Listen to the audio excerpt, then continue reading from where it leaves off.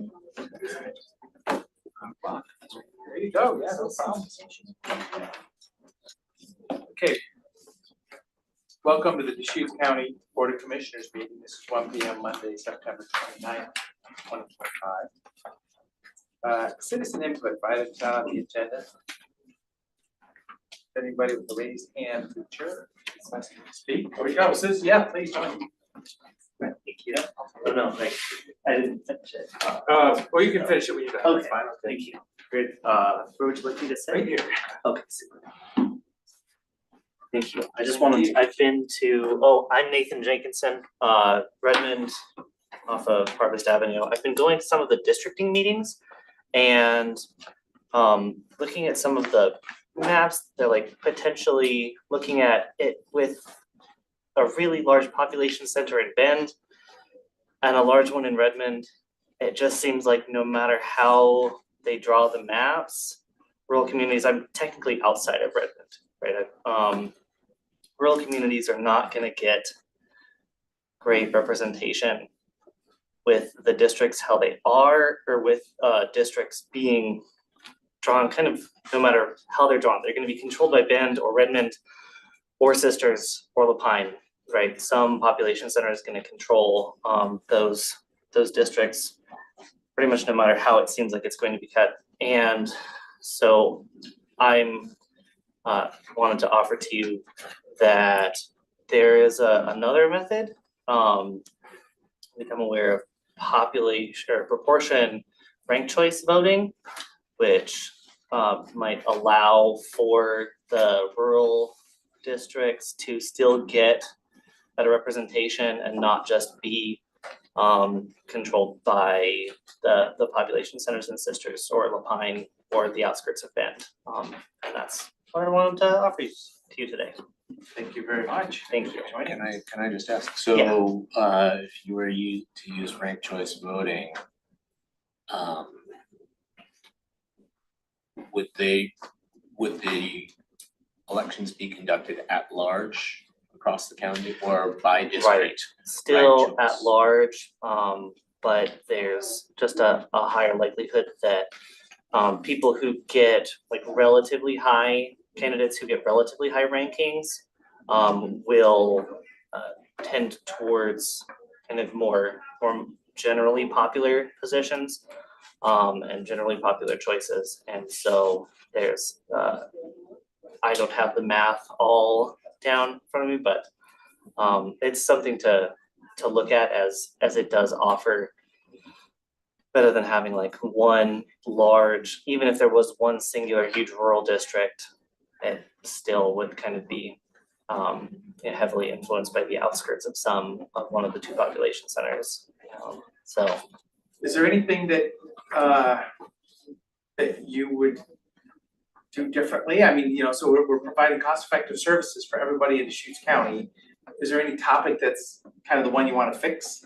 oh, absolutely, housing prices. How like me on my own could never afford to live here, and I grew up here, and it's a sheer like a laughable impossibility, and is for many people that I know. What's your vision for housing in the high desert? I would love to see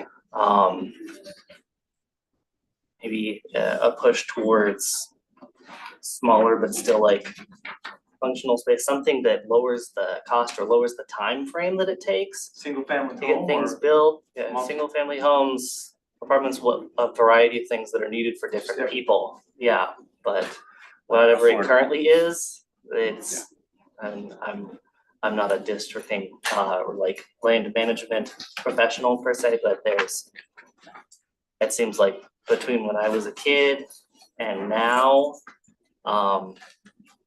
I don't see an improvement for people, and I'm very lucky I was able to afford a home between me and my wife, but it's kind of coming from poverty in Central Oregon to being able to own a home on the outskirts of a city is not an opportunity that I see for a whole lot of people who grew up here. Thank you. Thanks for joining us. Thanks, Nathan. Anyone else? This is citizen input.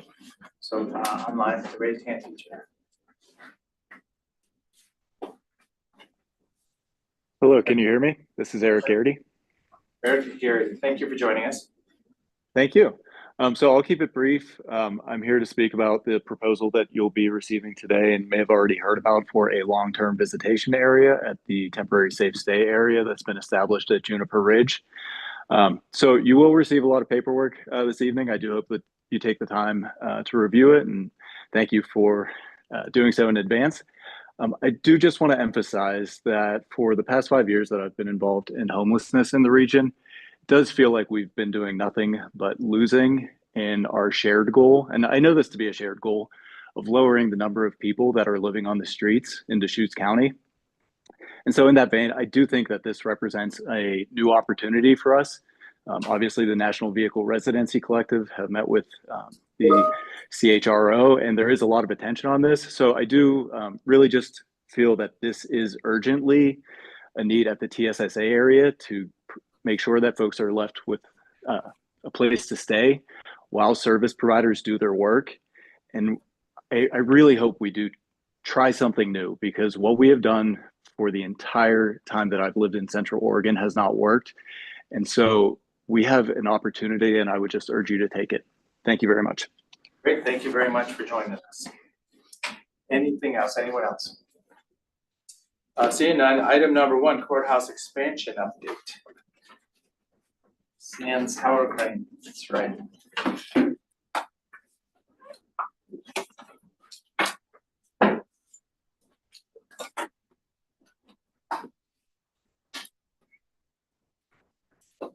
Slides. We'll start with introductions, and thank you for having us again this month. We look forward to providing these updates each month. I'm Lee Randall, Facilities Director. Wayne Powderly, Coming Group Owners Rep. Corey Loomis, Fence Contractors PM. And Eric Nielsen, Facilities Capital Improvement Manager. So we'll follow the same format that we have in the past. We'll have an update of the project, we'll close with a current budget update, and be available for any questions that you have. Okay, yeah, so the project update, this is a recent webcam image. You can see there's a lot of progress that's been made recently. There's essentially work happening from the street level all the way up through the building, up to the roof. And most notably, as you mentioned, the tower crane was removed last month, starting on August 12th. You mean September 12th was removed. Sorry, yes, September 12th. It was the Pendleton Roundup, that's why. That's right. Time's flying by. So yeah, here's some images of the kind of the operation that went into place to get the tower crane removed. And first, I'd just say that the city of Bend, with the engineering department, played a huge helping hand in this and allowing us to close down Bond Street for from Friday through Monday. So without that, this would have been much more difficult. So the kind of the process, there's 2 cranes that were delivered to the site, the main crane that dismantled the tower crane, plus kind of a helper crane. And you can kind of see the size of the crane that it took. It extended almost the full distance of the expansion down to the north of the red brick courthouse. That was because they needed to reach up and over the expansion in order to dismantle the crane. Here's just some images, kind of a time lapse as it was happening, removing counterweights, the end pieces, and then removing the cab. And then here's the cab being lifted down, staging it in Bond Street, and then lifting it on trucks and taking it away.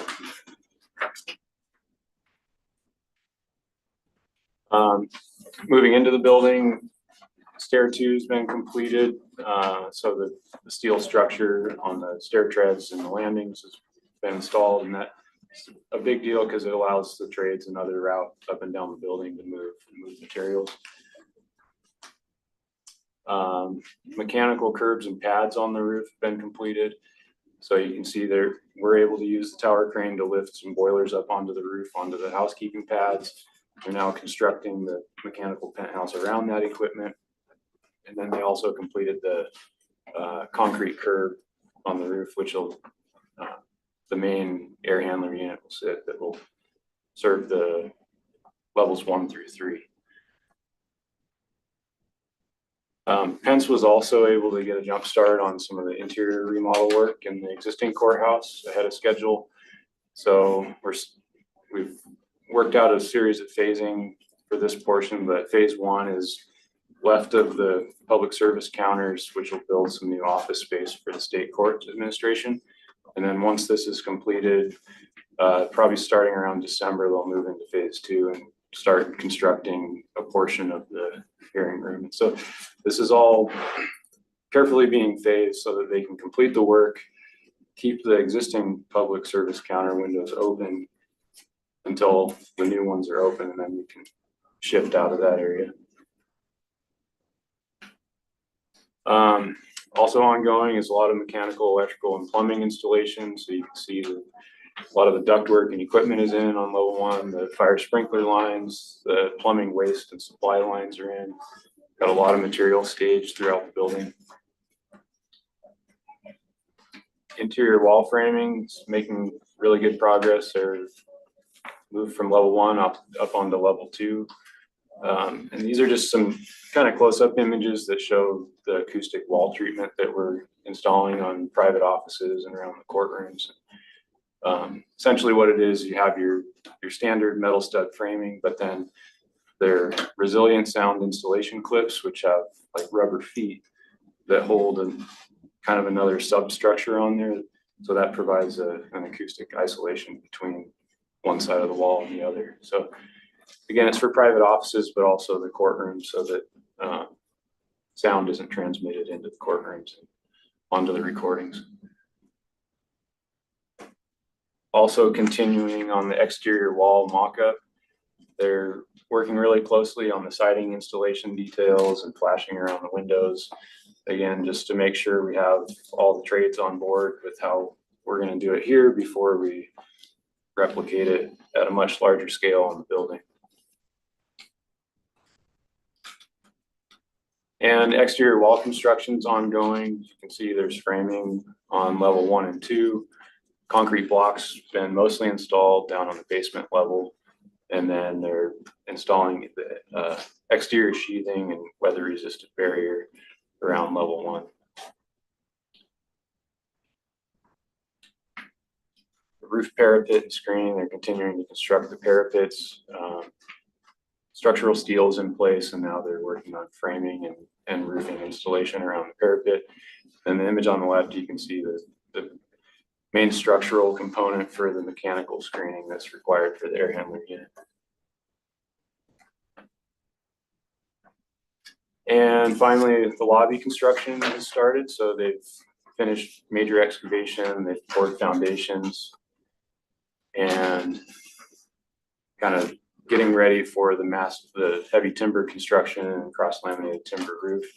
So these images you can see on the right, just looking down into where the main lobby will be, and then up the stairs from that and around the corner will be the new public service windows. And then I'll turn it over to Corey for upcoming work. Yeah, thanks, Eric. I do have to admit, I apologize. Back in May, I was talking a lot about the fall, and it was right around the corner, but that's the curse of being in construction. We always have to think a season ahead. So here we are. It's fall, and that's really the focus is the weather's going to start to turn, getting things in the dry, being ready for fall and winter construction. So it's all about top down. So that main roof parapet, we've already got our dry end layer as we talked about ongoing, starting to get the roof stocked and ready to start top down, getting in the dry. So that and the exterior wall construction are a big deal for us right now. Making really good progress on the inside, all the mechanical, electrical, and plumbing roughing. It's kind of rolling from basement up to level 1, and we're starting to go up into level 2, getting ready for our upcoming inspections here starting next week on level 1 for all the mechanical, electrical, and plumbing. And then moving into finishing out exterior walls on level 2. and right into other rough ends on level 2. It'll be exciting here in the next couple of weeks that main lobby slab, we'll start to see something changing out front there with our wood deliveries like Eric mentioned, and proceeding with that and getting that all temped in to make sure we're out of the weather and in good shape. That existing building renovation can't underscore enough how fantastic that is to try and get a little bit of a jump on that. That's just gonna try and make that crossover when we get done with the expansion as smooth as can be. So that's been really, really invaluable. Big picture, just schedule and sequencing wise, we are kind of out of the structural top out phase and well into the building exterior and interior pieces. Once we get the building exterior flowing through and we're starting to get some of those elements done, then we'll drop back down to ground level and we'll start doing curbs and sidewalks and all that fun stuff. So progressing along nicely. Any questions before we move into the budget? Eric, can you remind me how many parking spaces are gonna be in the lower level? There will be 13 parking spaces. A total of 13? Thank you. You mentioned fall, cold and wet coming. We could have a significant amount of rain in the next couple of days. What are the implications of that? I mean, are we ready for that? Are we racing to be ready for that? Yeah, we always have to plan for it, right? So a lot of our existing temp protection was what we had put in place in the fall and winter for last year. So just kind of maintaining that on the existing warehouse is pretty key. And then as far as the expansion, we've already got our dry end layer up on the roof. So that top down water control is really important. So yeah, we're planning that way all the time. So we should be in pretty good shape. Okay, so if it's sideways raining, it's not an issue. Shouldn't be, especially once we get framing and exterior sheathing up. I mean, that's a big part of trying to get all that element in. So before windows, temp plastic and all that. And, we've already had conversations with local inspectors. We've got our roof drains and overflow drains getting hooked up from the roof down, so that'll take the majority of the load from the rain.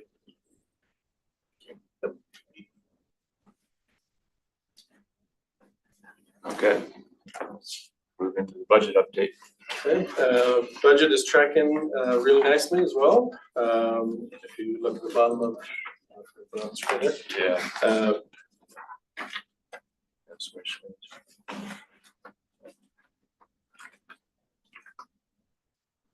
Sorry.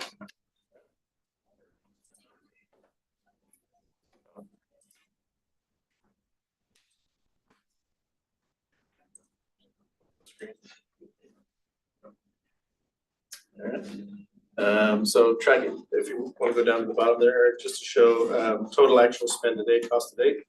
We're at 24,742,373, which is just over 51% complete to date on invoicing. Still have a very good, healthy contingency left, both in the GC. We have just over 1.5 million left in GC contingency and just over 1.3 million in owner contingency. So at this point in the project, that's still a very good, healthy contingency in both buckets. One new addition, just to point out at the bottom there, we did do a transfer of funds from the county to pay for the re-roofing of the existing courthouse. It just made sense to have that re-roof done at the same time as we're doing, the construction on the expansion. So it was $130,580 transferred there from a different fund from the county to pay for that on the existing building. So total budget is right now at 48,403,000. I'll just add to that, that re-roof on the 2004 edition is something we've been anticipating in the general county capital maintenance fund. And so this enabled us to have the same warranty from the roof manufacturer and through the project cover both roofs rather than doing it as a separate maintenance project. Especially with the kind of critical tie-ins with the expansion joint between both roofs. So that was one of the main driving reasons why we had it done now, but with funds from General County Projects Fund 070. How long of a warranty do we have on those roofs then? How long? Yeah, so construction warranty on workmanship and materials starts at 1 year, which is covered by Pence's warranty for the entire project. And then typically there's a prorated 20-year manufacturer's warranty that is prorated over the life of the roof. That's related to materials and workmanship. That captures that. That's great. Yep, that's it on the budget. Any questions on the budget? Yeah, it's going to be a bigger project, but the funds are coming in from different places to get things done as we're happening, so that's a good opportunity to make those smart choices, especially for the roof. And I'll just highlight a couple other things. Last month, we mentioned that finance had recalculated the interest earnings to date. And so that you'll see an updated number under the expansion funding sources on page 2. And then secondly, we had also highlighted some upcoming potential risks that we've been tracking. One of those is permit changes for the right-of-way work on Bond Street. And so we have that information back. Contractors are looking at those changes that came out of the city review process, and we'll be pricing those changes, which typically happens, you see that early in the project when permits are released. In the case of Bond Street, that was a delayed review because of some unknown things that we had encountered and some design revisions. So we'll have that information we expect in the next couple months. And certainly we believe by the December update, we'll have that information to provide. Then that'll be work to be done as the weather breaks in the spring or whatever you're talking about curves. Correct. Okay, understood. Anything else? Thank you so much. Okay, Thank you for the update.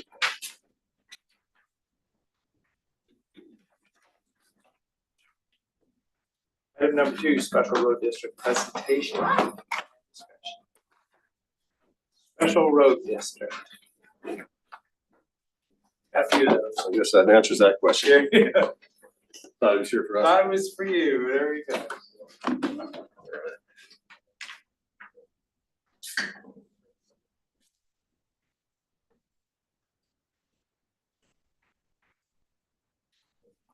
Well, I'll acknowledge we do have kind of the big picture, special road districts, a lot of history there. We do have some content on our website from the road department for many years, kind of best practices handbook and documenting each one of the special road districts also. Well, don't do the whole presentation, Commissioner. You gotta save something for us here. That's what I've picked up over the years. Okay. What we have That was a already. great intro. There you go. Okay, all right, let's give this a shot. Good afternoon, Board. Chris Doty, Road Department Director. Cody Smith, County Engineer. Yep. So there was some interest, I think, this last spring with the board on having a work session to talk about special road districts. I think there was some issue that bubbled up, but also kind of coming out of winter, which is typical. I think we get a lot of inquiries from patrons, mostly in road districts, and it was starting to kind of overwhelm your inboxes from what I recall. Kind of put this, we talked about putting a presentation together at that time, kind of let things kind of progress through the summer. You guys had a lot on your plate. So we're here at the start of the fall to kind of have that conversation leading into really the next fun season in road maintenance. The goal of this really is going to be to talk to you about the history of special road districts and the role of special road districts. I had my slide too soon. But the role of the county, and specifically the board, in terms of that relationship with road districts. And then as we've kind of sat with this issue for a while, worked for the county for 13 years now and had, been in this seat and our relationship with road districts, kind of a few suggestions on things we can do to kind of help move things along a little bit better. And we'll get to that in the end. But I thought I'd start with the history and background of special road districts. They're really establishing the roots of the classification of local access roads. Okay, so I think you're all familiar with what local access roads are. We get a lot of calls on those as well. Local access road is a road that's been dedicated to the public, but since it was never improved to county standards pre-moratorium, it was never adopted by the county board of county commissioners for maintenance. And so, You know, I think we're all familiar with how that works. Counties, however, are assigned jurisdictional authority over local access roads per state statute. Local access road has no acknowledged or defined government or other maintenance provider. Really, the only thing statute shines a hot light on is the fact that counties ain't it when it comes to maintaining and operating local access roads. Deschutes County, we have over 380 miles of local access road. There's 6,000 miles in the state of Oregon.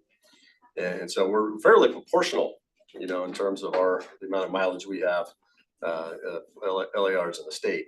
30 of the 380 that we do have were established after the board initiated that road moratorium in 2006. And so those are kind of your modern subdivisions. I assure you, you get very few calls about those local access roads because they're fairly well maintained through HOAs and other types of agreements. So that other 350 miles of local access roads that exist that don't have that necessary maintenance provider. Like I said, most of that mileage, that 350, was developed prior to the introduction of land use laws in 1973 by then Governor Tom McCall, who is here riding an elephant. He's a Republican in a town known for its elephants, Roseburg, where Cody here used to live. Yeah, the governor kind of coined the term sagebrush subdivisions, and Deschutes County, I think, is somewhat ground zero for sagebrush subdivisions. Again, where developers plotted land, did what they wanted to do, either built it to a county standard, was maintained by the county, or not. In which case, you know, we have the local access road. In terms of options to maintain a local access road, there's really three ways to go about it, and they each work well in some areas and not so well in others. The first is, you know, passing the hat. Neighbors understand the nature of the local access road. There's no entity there to maintain it. They need the road to be maintained, and so they have a collective understanding, handshakes and whatnot, and pass the hat to pay for things. The second one, which is more prominent in the local access roads that developed in the last 20 years, but not as prominent in those ones pre-1973, is the homeowners association or a road agreement specific to maintaining the road. So that's the non-governmental solution where everyone basically contributes. Finally, there's a special road district, and that's what we're talking about today, as established as defined in state statute. So what is a special road district? It's an independent local government and not a part of a local city or county. An SRD, we'll call them SRDs intermittently here, is formed for the purpose of improving roads within the district. If you're looking for a more expansive definition in state statute of the specific duties as it relates to roads and maintenance and blah, blah, blah, you're not going to find it. Now, this is really the only verbiage in state statute in that specific ORS that addresses, you know, the purpose of a special road district to improve the roads within the district. Governed by 3 board members, typically appointed by the board. It receives tax revenues based on voter-approved permanent rate that usually accompanies in the formation vote. And that last bullet should sound familiar. District board is completely responsible for personnel administration, finance, so your requirements of laws governing areas ranging from public records, public meetings, civil rights are met. So that's a lot of what local governments, you know, have in their portfolio, right? County included. Powers and duties to make contracts and to acquire, hold, and receive and dispose of real and personal property, to sue and be sued, so on and so forth. You can read the rest of it there. This is what you find in the statute as it relates to cities, you know, for example, counties. I presume, as far as powers and duties of that form of local government. This is Gus. He's on his way. He's a chair of a local road district. He's on his way to a special road district meeting, and he's burdened by the bureaucracy of being his own local government as a volunteer here in Deschutes County. That's what I told AI, at least, to draw me, and that's what we got. In Deschutes County, there are 19 functioning special road districts. That does not include the road district for Crooked River Ranch that is somewhat apportioned into Jefferson County, mostly managed within Jefferson County, but there's a part of it in Deschutes, and does not include 2 additional road districts that have been established, but did not have a voter approved permanent tax rate. So the voters at some point said, yes, we want a district. No, we don't want to fund it. And so that's happened several times. There are 84 special road districts in Oregon, and they're formed per state statute. ORS 371-305 establishes that. Their legal counsel has done a couple nice bits of service here. They've prepared a formation packet that's available on the county website. So this is for folks who are interested in forming a special road district. Here's a resource that kind of distills all the directions of district formation from state statute into something that's more readable and manageable. It's still complicated and a little bit expensive. Gotta be serious about it. And then finally, the legal counsel also maintains a special road district guidebook. That's for districts that have been formed already. And this kind of spells out what it is to be a local government. All the aspects of state law that you should be paying more close attention to, so on and so forth. This was originally put together by the board in the year 2000, but our current legal counsel's been maintaining that over time. Chris, we have over 20% of the total special road districts for the entire state here in Deschutes County. I believe so. It's data that's not had to go in different places for that. But yeah, according to the Special Districts Association, that's how many there are in the state. Just in terms of number of districts, in terms of road miles, things like that, we're not sure. This map shows all the various road districts throughout Deschutes County, and they're located in every corner of the county. We have some in and around Sisters, north and Redmond area, north of Redmond, and west of Redmond, East Bend, and then of course a handful down in the Sun River, Three Rivers area, and Little Pine area as well. So there's no one specific area as a market on special road districts, but South County does probably hold it more than its fair share. This is a list of all the road districts. You were describing earlier a situation where you're almost getting an email a week from a patron in a road district. I bet some of you are looking at this and seeing names that you don't recognize. These are the 22 different districts that we have in the county, and there's just quite a few on there that we don't even know hardly exist in terms of just our relationship with them, because they're Couple of them I contained. know real well. though, too. Yeah, exactly. And that's the point I'm trying to make, is that you do hear a lot from a handful, but probably not a full summary from every road district. So even though Squaw Creek changed their name, it's still listed as Squaw Creek on our system. It as far as the district. So what about the email that I sent you this morning from someone who said there were several homes in their road district that were not paying into that? Yeah, so you Where were would right to that- forward that to the assessor. Right, I did, Yeah. Yep. Yeah. Is that, where did that happen though? How did that? Well, I guess we'll find out. I'm not sure if, I didn't vet it any more than that, and the citizen said, hey, there's a couple new homes that aren't in the district, and that may or may not be true, and Right. we'll find out. The assessor will. Okay, gonna blitz through these slides. This is just some basic data as far as special road districts go in our county. This is mileage. So the district with the most mileage is Special Road District 1, which is in that Deschutes River Recreational Home Sites area, Three Rivers area, 21.4 miles. A district with the least mileage is Beaver, and that's just out South Century, I believe, at 1.6. The total mileage of all districts, 111.3, of which the majority is gravel. There's some paved, but the average mileage per district is 5.6 miles. In terms of the number of lots within districts, again, Special Road District 1 has the most, 1,851.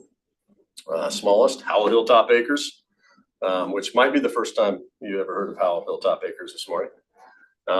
Average at 63 lots, average is 265. So you really need to have a sizable area, to establish a district and make it be efficient, generate enough revenue to meaningfully do maintenance. And so I think state statute requires a minimum of 15, but really it's going to take, that small number, you pass the hat. It's when you get into those larger subdivisions that it makes most sense. Yeah, are there some local access roads with like only a handful of homeowners on them. There are many, many miles of just that, local access roads. Right. Yep. Or even just like one. I know there's some that just have one. Yep, absolutely. So 5,300 lots in special road districts. That's if you think about our unincorporated areas, that's a substantial amount of residential development, contained within a special road district. In terms of tax data, highest collection, there's special road district one again, makes sense. 382,000. They actually have their own facilities and staff and equipment. Lowest collection, 17,500, Ponderosa Pines East. The highest per lot is Sun Mountain Ranches, lowest per lot, Special Road District 6 at $106 per year.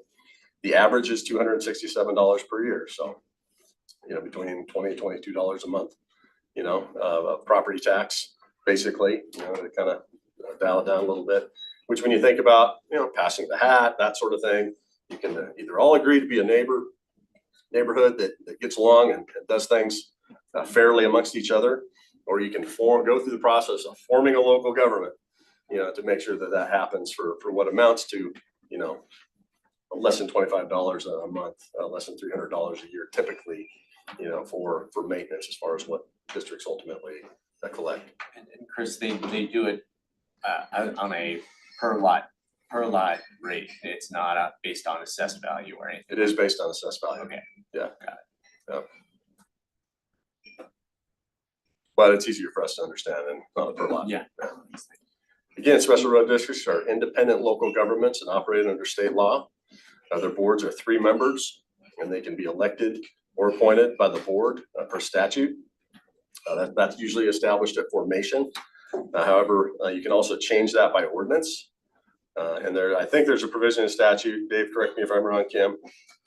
If you did that, if you said, okay, we're tired of this, it's all elected now, I think the county would have to pay for those elections.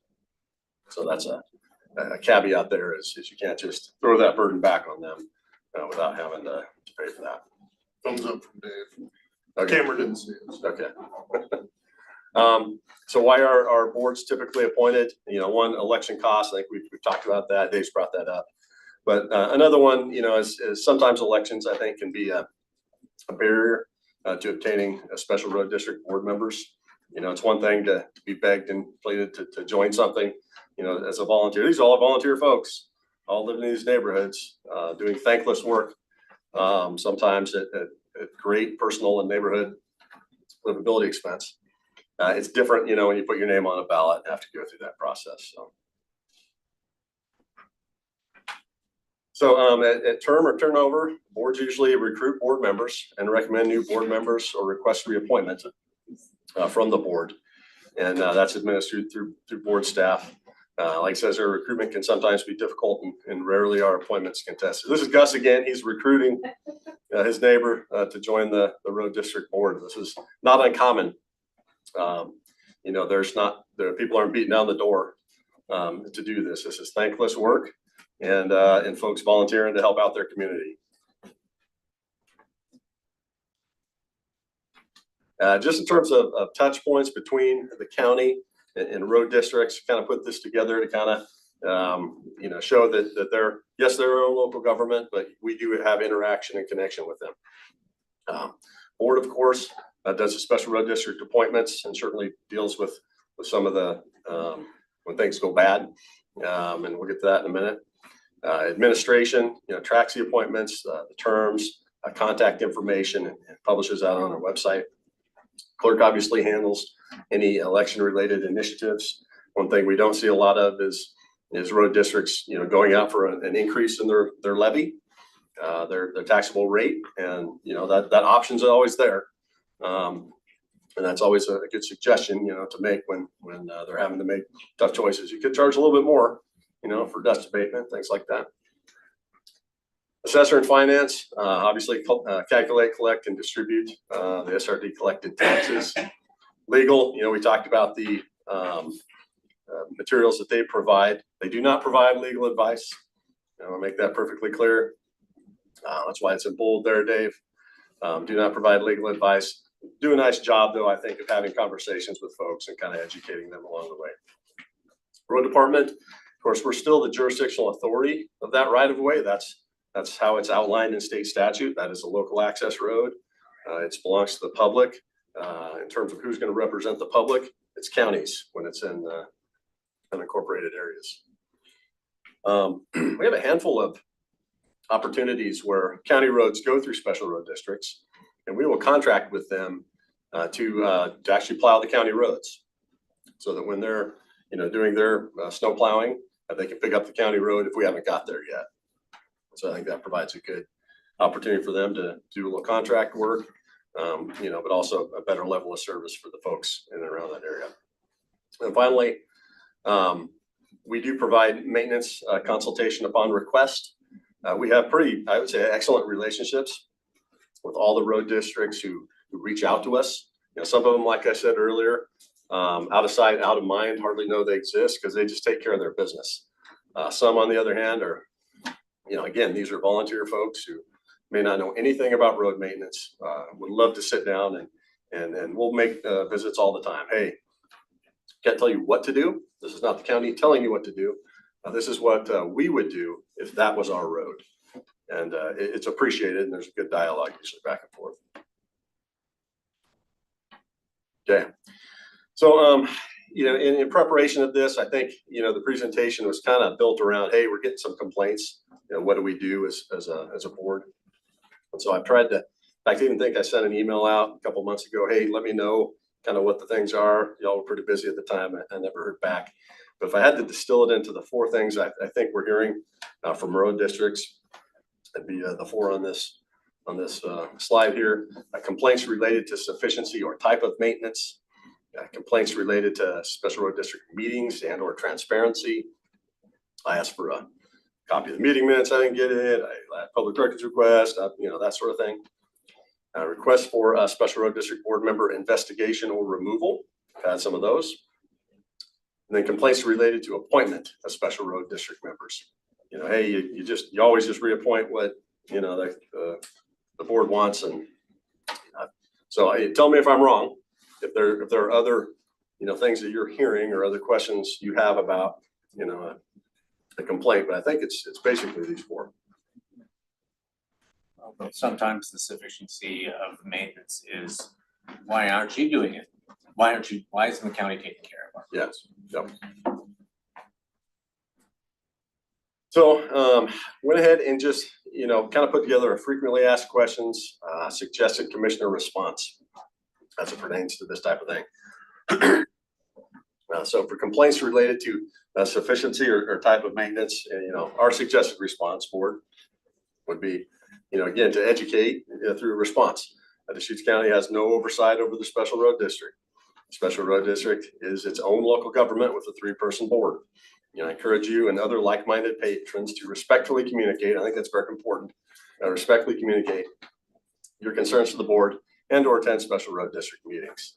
A lot of times people don't know anything about special road districts, even having lived in a special road district sometimes for decades. They still think the county maintains it, or the county has a different role than we do. And, a lot of times it's directing people back, to the actual local government that they've established to take care of the maintenance of the roads that they live on.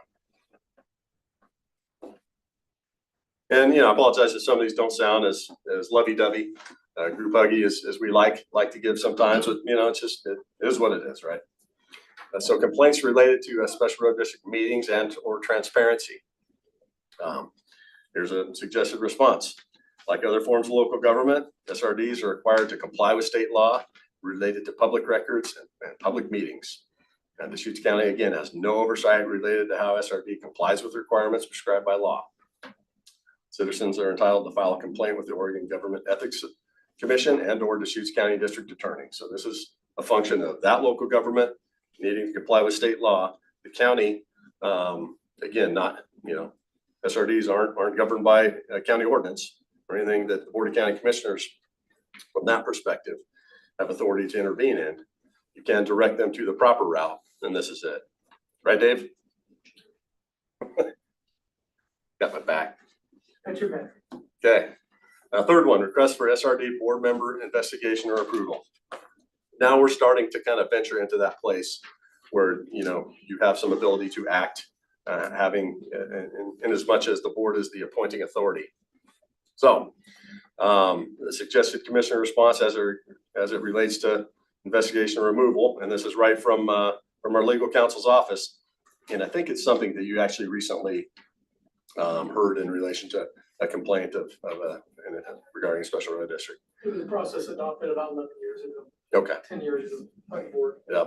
So the board has a process to consider removal of an appointed SRD board member as follows. Legal counsel receives written complaint and any supporting evidence. Legal counsel forwards complaint to the district and directs the district to provide a written response to the county within a specified period of time. Legal counsel reviews the response and determines whether the allegations or response merit a hearing before the board. Probably envision scenarios where, you know, one, yes, this is an obvious thing. The other, not so much, right? Legal counsel responds to both the complaining party and SRD, either scheduling the hearing or explaining why no hearing will be held. Hearing is conducted, board will utilize process described in ORS 215-030, which allows the appointing authority to remove an appointed member only after a hearing for misconduct or non-performance. And the rest of this, of these bullets, I believe, Dave, are right out of the statute, if I'm not mistaken. So the board's to consider, you know, some more relevant criteria than others versus the elector status of the board member. Second is the ability of the board member to well and faithfully perform duties of the office to the best of the person's knowledge and ability. In addition, the board will review and consider evidence of the following: a change in elector status, missing board meetings, self-dealing, ineptitude, misappropriation of funds, conduct which exposes the district to unreasonable risk of liability, disruptive behavior at board meetings. So there's evidence, a requirement and consideration the board makes. Okay. Complaints related to appointment of SRD board members. Suggested response. Board encourages community participation and involvement in SRD leadership and will consider all applications for SRD board appointments, as well as any input received by district patrons in the appointment process. This is where I think we have an opportunity to probably guide something a little bit differently than we've done historically. And so I'll get into that here on the next slide. But, you know, and this is complicated ground. Again, we've got boards that are out there, they're neighbors doing the best they can. A lot of times the meetings are people's homes. Okay, you know, public meetings, that's just, you know, a logical place to have it if it can be had. The working relationship of those folks is key. You know, and so, yeah, it makes total sense that you'd want to consider what that board has to say in a recommendation of a new member to replace someone, or, you know, who's termed out, or to reappoint someone. At the same time, you kind of want to avoid that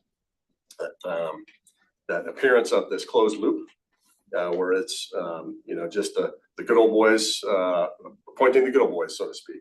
You know, that's the appearance I think that some folks have. In reality, from my experience, it's good people trying to do the best they can under circumstances which can be really unfortunate at times. Chris, I'm dealing with some people and they call me a lot. And they were told they had to get a petition signed by half the residents, and a lot of people that own the property in their district don't even live there. So then they've got to go out and hunt those people down. You know, 60 people, I believe, signed the original petition, but they need 150 people signing it. So that makes it so difficult. I mean, when we have a recall issue, are we required to get 50% of the people signing the petition? I mean, that 50% seems incredibly high. Yeah, Dave, That was unique. That district had their own bylaws that required that. That had nothing to do with the general state process. So in terms of if you folks are gonna actually have a hearing and consider offering a board member, we go through the process that Chris just went over, that the board adopted a decade ago. And basically you have to find malfeasance. You just can't be that Fred doesn't like Sally and I want him off the board. Or off the board, that's not a basis to get someone removed. But And that's often what it is. A lot of times it's personality issues. And then there's money being spent and there could be a significant funding that, you know, they're not comfortable with what's going on. So 19 of them, and we hear from a lot of them, Yeah, not Well, all of them. yeah, we just, a couple slides back kind of went over that process. And so there's an evidence piece of it. If they're not getting information, there's back to the Ethics Commission or even district attorney, if they're not complying with state law. And so, we want to help people, want to, make it all go away, make it all better. Unfortunately, this is some bright lines in the sand. This is a local government. We can't do certain things. What we can do is what's within our purview as the appointing authority. So no maximum term, no term limits. And you were just getting to this, somebody kind of reappoints the same board around and around, but there is no term limit. Somebody could just be out there for 20 years or more. Yep. So, because we've had that, when's the term limits? It's like, well, that just aren't. Yeah, it's a 3-year appointment. Yeah. Yep. And if you term limited special road district members, then it might be a matter of time where there'd be districts with 0 members. Around the district, that's the fine line here.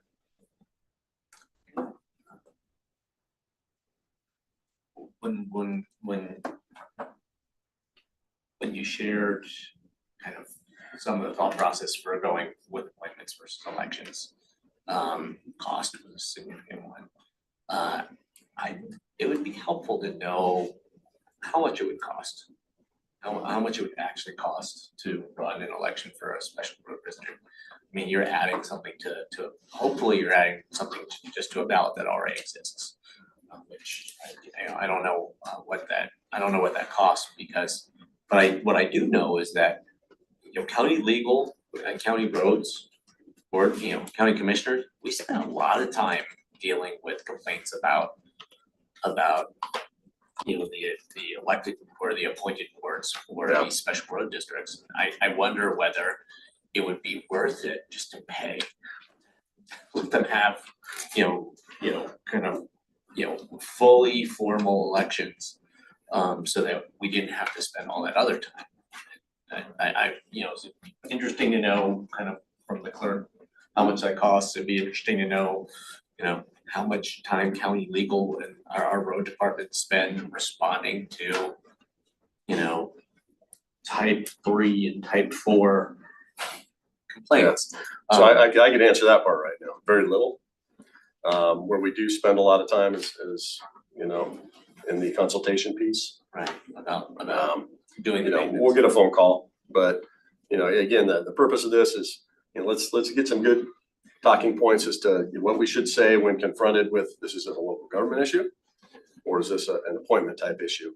And I want to talk about a couple ways to maybe help reduce some of that call volume through education, and then a type of a process to where it's not a closed loop for appointments. Let's figure out a way to do that. So that's it. This is the last slide. Here's a couple things I think after sitting in this seat for a while that I think would be helpful. And haven't worked on an example yet. It'd be really easy to do. Just a simple 1 or 2 page flyer explaining what it means to be in a special road district. You live in a district, you pay a property tax to go fund the maintenance of the roads within this district boundary. How to contact your leadership. That's a very, a lot of times folks have no idea they're in a district, no idea they had a neighbor leader. And it's as simple as a conversation over why, the roads aren't graded as often as they like, or there's dust or snow plowing, things like that. People, get neighbors talking to each other in a respectful way. Really good things happen.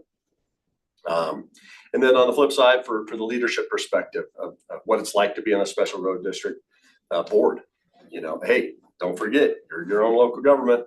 You got to keep good records. You got to keep good financial records, especially. You got to make those available for public records requests.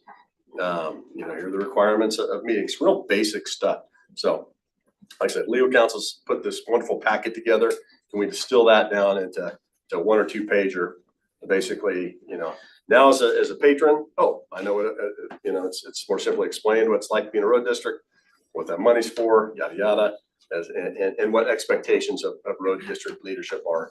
And I think communicating that in a way, having it available on websites. If we're getting a lot of feedback from one specific area, we'll mail them all out.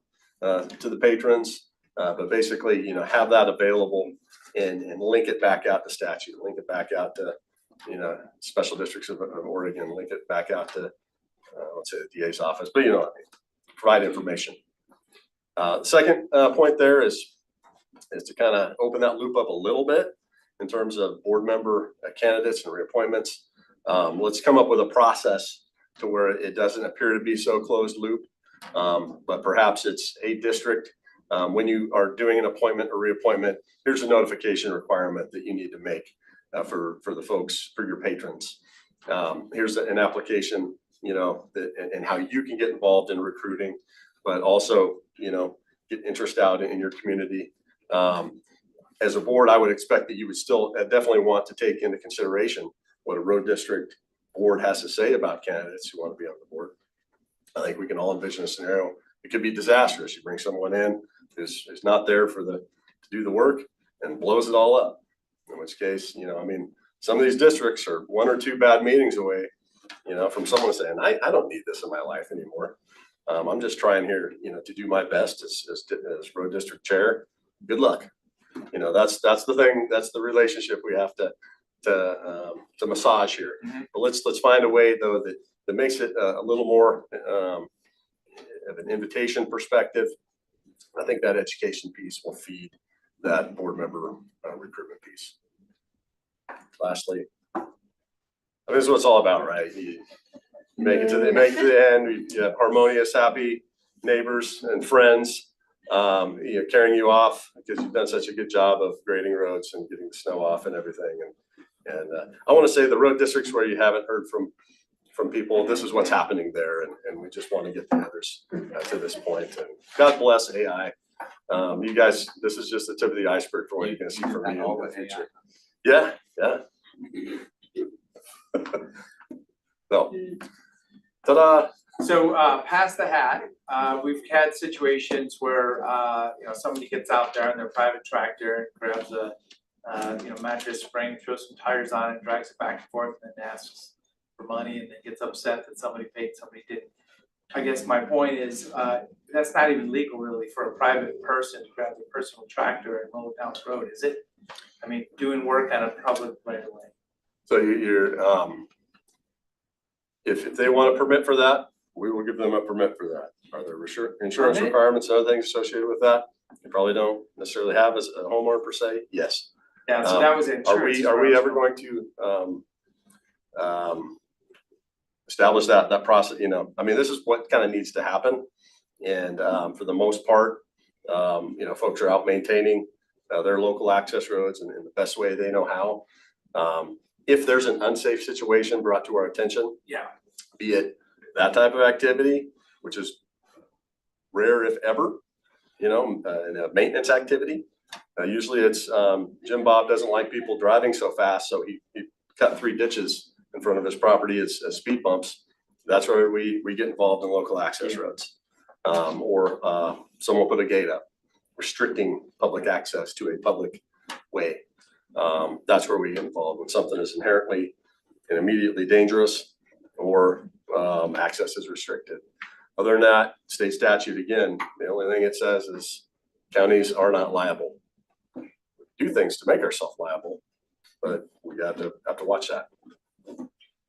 Southern Deschutes County, the Lions Club used to have a grader back in the 80s or whatever. It was the Lions Club, and they did the roads for all the districts. So that was kind of a great community partnership back in the day. And then from my experience, the financials, it's always so interesting when somebody calls up and they just get all wound up about the financials. I mean, it's X amount of dollars, you know, if it's $100,000, you're gonna grade in the spring, you're gonna grade in the fall, maybe buy some rock and plow in the winter. The money's gone every year, done. So I'm just sharing that. Just show the spreadsheet. It's not that, there's not that many layers to it. Yeah, so special road district formation is cumbersome. And I want to say that probably all the low hanging fruit has been picked in that area. It's going to be hard for, you know, other folks, you know, to probably, you know, establish that. But kind of what that one slide shows, it's if you're passing the hat, you don't have to form a local government, you know, for the 10 people living on a dead end road, which is probably the more common issue. Yeah. Yeah, some people won't pay. Some people, will do all the work and others won't. Somehow, Deschutes County is 100 years old and we've made it this far. This far, yeah. Oh, So, yeah. No, but I mean, the problem is people buy houses and they buy houses, let's say in the spring, summer, that's when a lot of real estate transactions happen. And then they don't realize, is it not required that they be notified at the time of that purchase if they're on a special road district and they're going to have to assume responsibility for the road? And then the road goes to heck in the winter. And I've driven down these roads, you can only go 3 miles an hour and they're like, oh my gosh. Yeah. So you're talking about a local access road, I'm not talking about a necessarily a road, special yes, road district. yes, it's Um, definitely, So there's I've mentioned it to unmaintained you roads. before. Yeah, And yeah, it's a 3 mile an hour road, I've driven down it, it's a nightmare, and yet that person bought it, had no idea that when he paid the price and he gets his property tax bill, that he gets no help from the county on that road in front of his house. correct. Yeah, and there's 6,000 miles of road in Oregon where that's the case. And again, it was that, how it was developed. And I get that's an issue. There's more due diligence probably that folks need to hold the realtor accountable for, when it comes Yeah, to that type of thing. I would know, we frequently do get calls like that or emails for due diligence, people looking at a property. Who maintains this road? So, but unfortunately, no, not everyone does that. There's no requirements in real estate listings that local access roads are identified. Not that we're aware of. I mean, we do have in code, there's only kind of one scenario in code where we do require something that would ultimately come up in a title report. That's in new subdivisions. And this has been in code now for, I want to say about 7 years. So if someone's buying a new home in a subdivision, hopefully they're getting a title report before they buy that property. In subdivisions that were platted, created after we implemented this in code, there has to be some type of road maintenance agreement put in place that is recorded. Sometimes that happens by actual language that's put right on a subdivision plat. So it's at least record that somebody should see if they're getting a title report before they're buying a property. But outside of that, yeah, in terms of a But also, requirement. if those are newer properties, then those are not, Those are those are the ones usually- that have some kind of. It's usually an appropriate HOA, it's framework usually put in place. roads that have been constructed to a modern standard, correct? We'll get to work on the flyers, get to work on maybe an election or a reappointment type process if that's the two takeaways here. Again, it's an interesting relationship. This is a local government, has the word road in the title. We get pulled into that a lot. Sometimes when it has nothing to do with the road itself, but the other aspects of that. But we're happy to do this. I think that would be great. But those would be really valuable things. One other question I want to ask is, if the people who lived in a special road district or along a local access road were willing to pay to upgrade their road to county standards, is there any pathway for them to then hand it over, for it to become part of the county road system? Yeah. The moratorium is the moratorium. The county is, for 19 years now, not accepted new local road infrastructure. I wanna just highlight real quick and point out, the second we lift that moratorium for a scenario like that, we're immediately bringing in 30 miles of road that's managed and maintained, built to a county standard under an HOA. And all the new stuff and then nicer subdivisions immediately comes into our maintenance purview. The second we lift the moratorium and say, if you have a county standard road, we'll accept it for maintenance. And that's the one of, I think, the best decisions any Board of County Commissioners ever made for sustainability of a transportation system. You only have to look to turn on the legislative TV channel today Right now, yeah. to watch all the debate over transportation funding, to know that, you can't really take on as much as you'd like and be there for everybody. So this is what's allowing us to be, I think, as successful as we have been in maintaining the roads that we have and actually, addressing safety and capital issues. And these tools and things are out there and to deal with those roads, and they've been successful, some more than others, for decades and decades. I think it's also worth noting that pretty much in the case of every special road district in our county, they had that option when the road district formed. We haven't had any special road districts form in recent years. I don't think any since the road moratorium. Instead of forming those special road districts, they could have formed local improvement districts and done just that. They've done that one-time assessment, paid to have their roads improved. They would have been part of our county road system for the past several decades, but they opted to form these districts instead. And one thing, the road moratorium really is a canceling of the local improvement district program, where basically we go in, we contract, we build the road to a standard, and then they pay the county back for over a 10 to 20 year period. That's what LIDs are.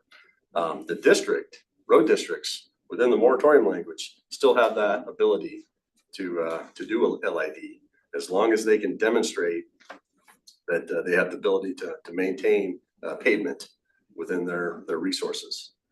So districts still have that ability to petition the board for a local improvement district. They'll have to pay it back. But the bigger issue there is infrastructure is so much more expensive now to build retroactively than it was when we were doing these things 20 years ago. And so, special road districts actually have that. They've taken that step to maintain their roads and fairly, by forming the district. It's the other local access roads that have that inherent unfairness over it not being maintained at all, someone doing all the work, not being paid back for it, that sort of thing. But LIDs, that option still exists. But, and it's nice to know that because there's constituents I talk to who say, I don't care about all the history. I live in Deschutes County, you're my county, want you to take care of this, and if you would do that, we'll figure out how to make it, how to pay for it or whatever. I think when they understand how much it actually costs to bring their roads to standard, maybe they wouldn't say that, but It's $1 just to million be a able- mile. Just to be able to say to people like, this is an option, you really wanna be part of the county road system and not have to worry about this ever again. Here's your option for doing that. I mean, that's a reasonable, it's a nice thing to be able to tell people. Sure. And then, then that choice is theirs. If they're in a district that, they have that ability still. All right, thank you very much Yeah, for yeah, that update. We'll come around again when, want to talk about, the products you can't put out there. Yeah, you bet. Compare notes. Yeah, Thank you. Item number 3, solid waste franchise discussion.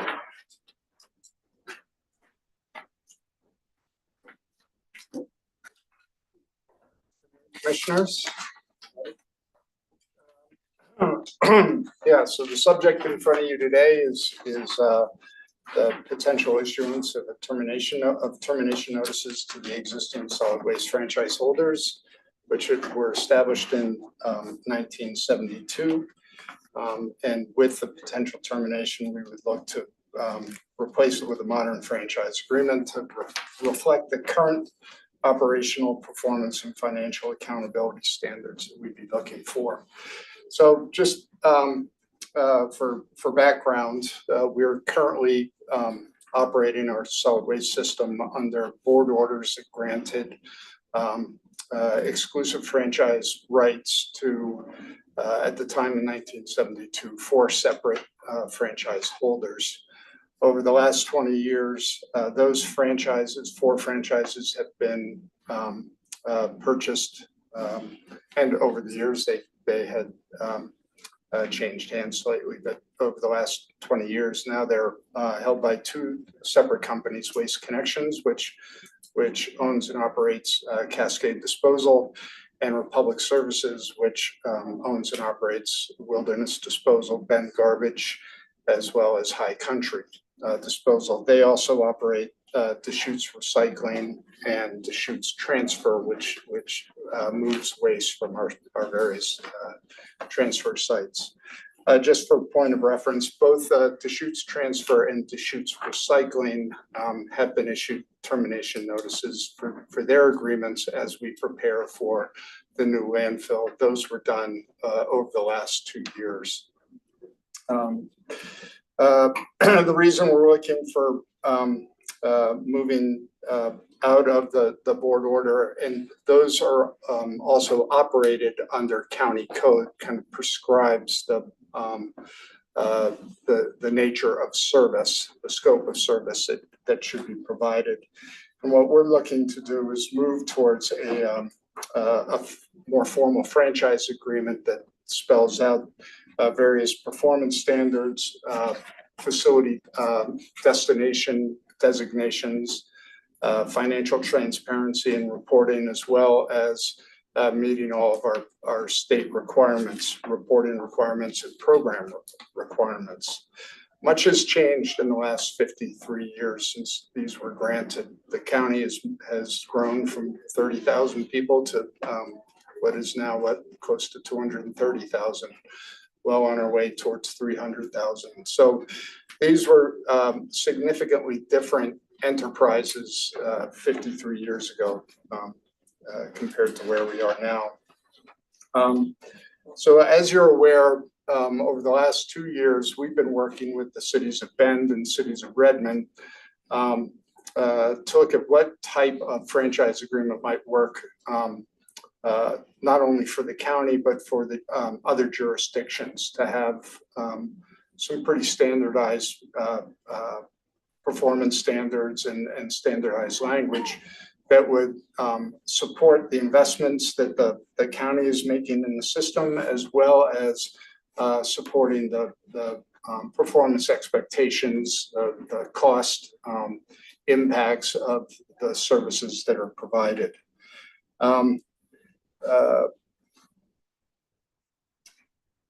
We had developed an agreement and then started to meet with the haulers in February of this last year.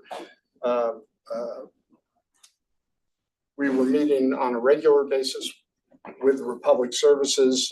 We were providing the agreements as they continue to be amended and modified. Under our discussions with Republic Services, we were providing them to Cascade Disposal. Cascade was during that period choosing not to necessarily respond to the modifications to the agreement, but we're reviewing them. We had provided earlier in 2023 the opportunity for Cascade Disposal to provide feedback on an initial draft that we had done, and they had provided feedback then. In August of this year, we did get some communication from Cascade Disposal that there were some issues of significant concern within the franchise agreement, particularly issues around liquidated damages.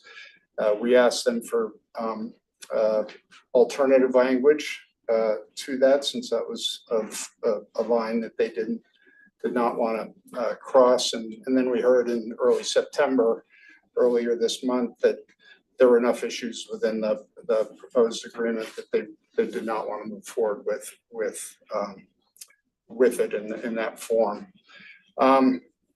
This agreement is the current terms of the franchise is that it's what's called an evergreen contract. So an evergreen means that it every year on January 1st, it renews for another year.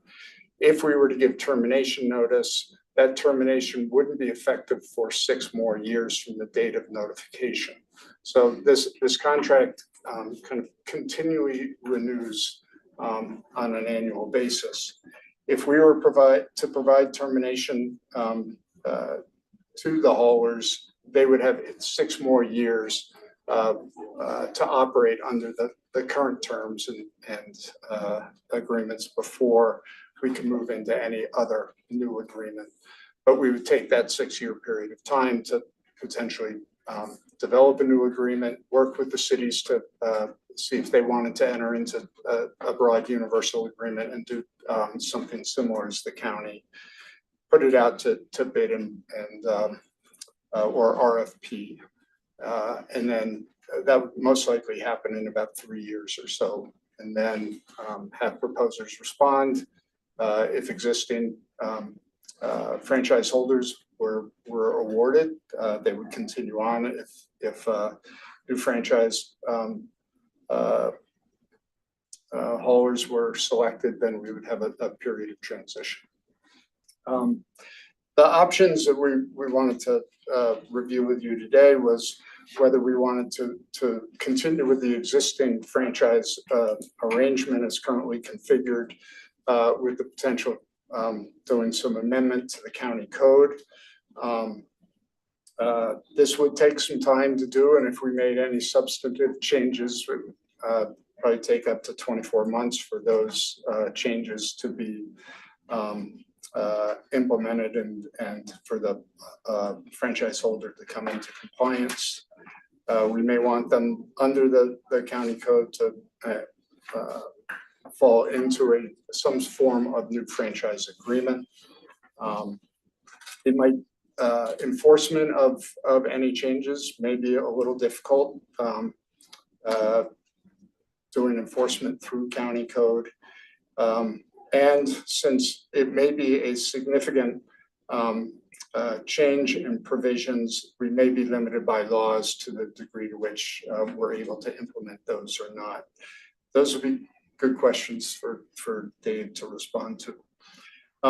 If we did provide notice of termination, again, we would have a 6-year window. We would look to develop a model franchise agreement that would kind of hold the terms and accountability that we'd be looking for. We also would look to set a term.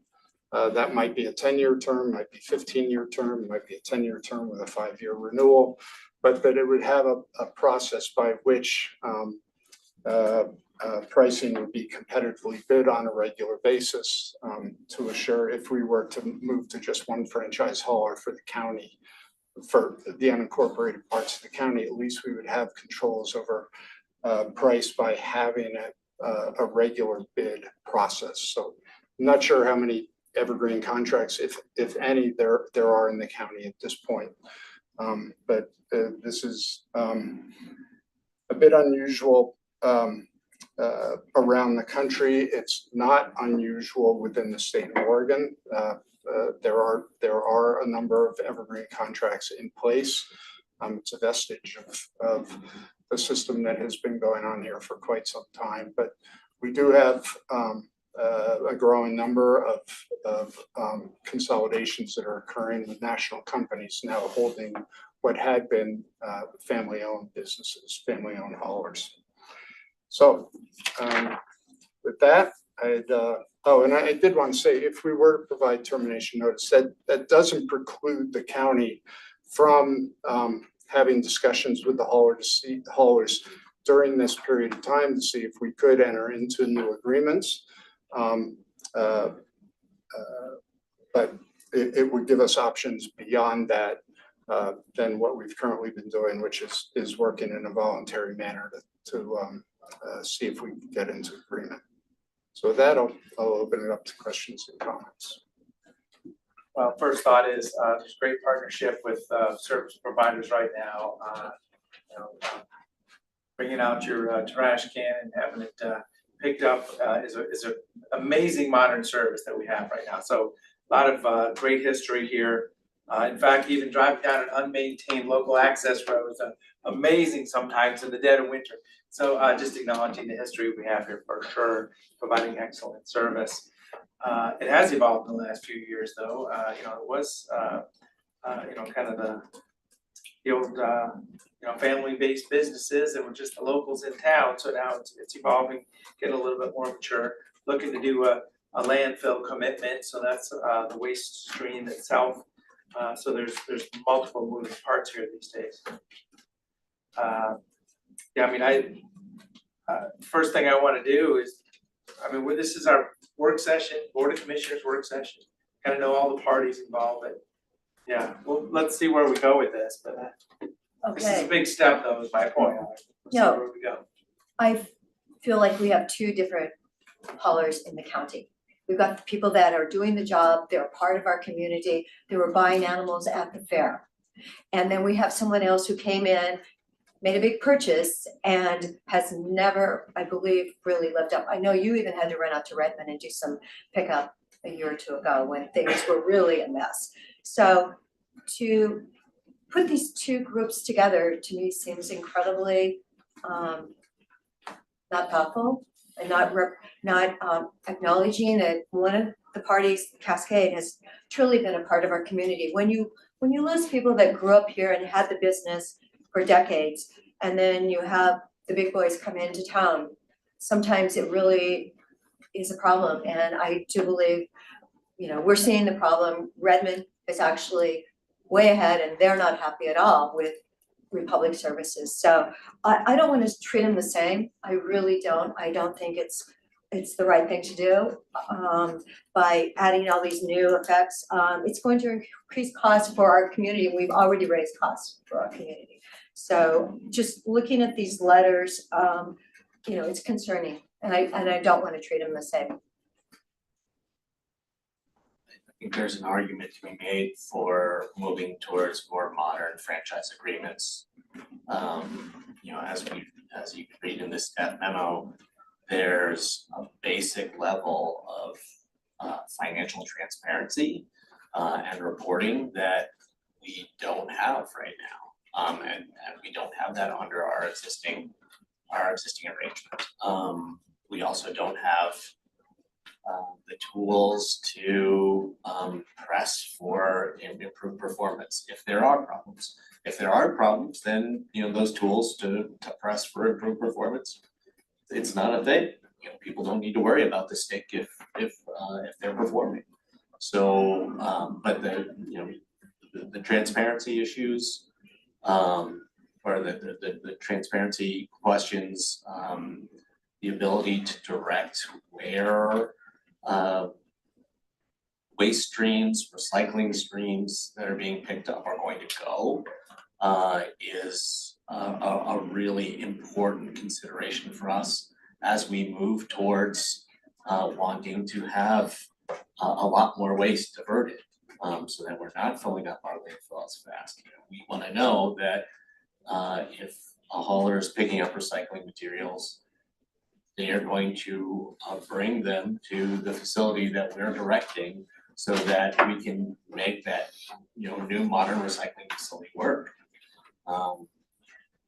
So whether we proceed with terminating and moving towards a new franchise agreement or major modifications to the existing structure, there are things we need out of our franchisees that our current contracts agreements don't guarantee us right now. One of the things I think about is, recycling system expansion, especially distant rural service, picking up a waste container, but then also a recycling container. That's an expansion that may or may not go well. I mean, I don't know how it's gonna go here pretty soon. We haven't made that step yet. So then,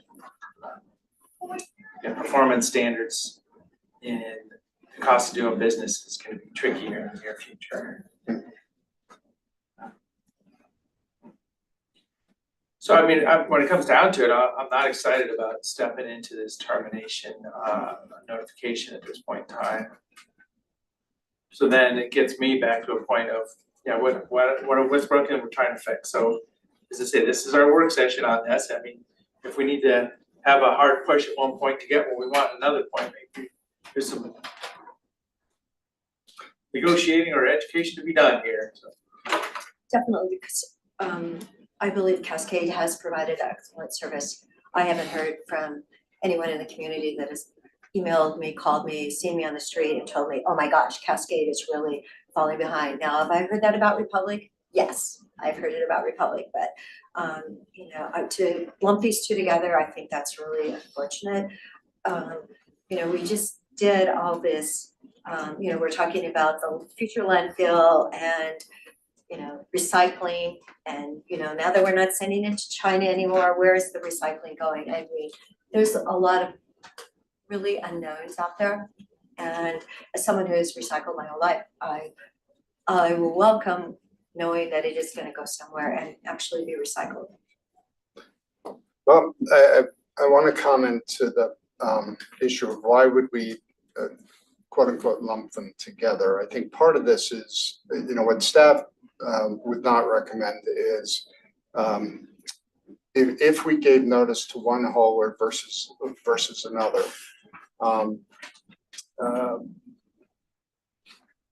What sort of agreement would we enter into with the to get the service we want for the rest of the county? If we were to give notice to Republic Service, let's say, we would most likely want to enter into a franchise agreement of some sort. Or we have to modify the county code. It's one or the other, but to make sure that we don't have the types of problems that we've encountered with Republic Services and that the cities have encountered with them as well, is to have a terms and conditions that So I would think- allow for modifications and ramifications for Corporate service. phone tree is the thing that I think is the most frustrating, because sooner or later, somebody's gonna come pick something up. But it's the corporate phone tree, I think, is like the most tangible thing. I mean, is there any, yeah, I mean, I'm just trying, what are we talking about? Actually, getting the waste picked up, Yeah. is a real concern. I mean, there's people who've had, you know, who've had their house missed, or who've had, you know, county solid waste. Oh, I on them. understand that, yeah. I'll say that there are kind of three key areas. One is performance, and missing of service. The second is exactly the issues around customer service. How do you get to who you need to? But the third is also around transparency of financial reporting, and that gets a little more difficult when we're dealing with national organizations with local units, and knowing what is corporate costs layered on top of local service costs. So those are three kind of key components. The fourth thing, however, is this issue of facility designation, and making sure that all the materials collected, if we are investing in significant infrastructure, Yeah, that those materials are And directed there. that's serious business, but that's kind of a game stop right there. I haven't heard anybody suggesting that they don't wanna be a partner at that point, Kevin, because. Well, I mean, we're seeing it in Lane County right now. Yeah. I mean, the haulers who don't like I forget what MRF stands for. Material recovery You facility. know, the modern recycling facility that the county has worked to set up. Haulers who are bypassing, you know, that operation. Is that because recycling it, not the solid waste itself, not the municipal waste, just recycling? So I mean, I don't have, for the MRF, I don't yes. have that information that you're referring to there. Yes, there was a lot of hoopla about it during this last legislative session that I was hearing about through AOC. So the issue is if we do move forward with any sort of termination to one party, it gets concerning that we would have consistent terms and consistent conditions for performance amongst the other issues I mentioned. Well, these are franchise agreements, so a franchise is the exclusive right to do business in a service territory with a contracted profit agreement in place also. I mean, so that's the foundation of what we're talking about here. And I mean, the cost of doing business is just gonna go up in the future because of recycling. So, I mean, getting on top, and I'm just trying to think through, how do I ground, you know, what kind of decisions we're gonna make here. Yeah, the cost of doing business is gonna go up. But if we don't have financial transparency, then we don't know whether the rates that are being passed on to our customers are fair. I wanna know, it costs real money to provide these services. And I want our haulers to get paid, a fair rate for the service that they're providing. But I also wanna know that we're doing what we can to protect our ratepayers' pocketbooks. I agree with all that, yeah, so. Let's say I'm looking for. So I guess I also wanted to ask about kind of the pathway to go from where we are to a franchise agreement. I believe that if both parties were agreeable, both parties meaning Cascade and Republic, if both parties were agreeable, we could non-competitively move to a franchise agreement.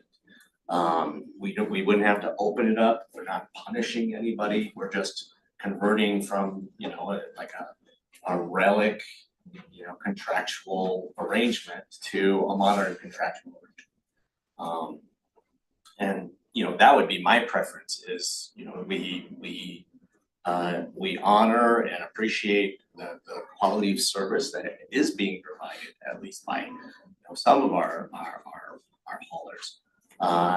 And offer them direct rollover of their contractual arrangements just into a new modern agreement structure that addresses the things that are necessary for us to address in the 21st century. According to this comment, the county can, under its existing code, force the lagging franchisee to increase reporting requirements and to meet service level goals without punishing Cascade customers. Because if everything gets flipped up, then Cascade definitely, they'll be paying more too. And if they're actually providing the service at this time, yeah, I just feel like we should work within what we have on the books now.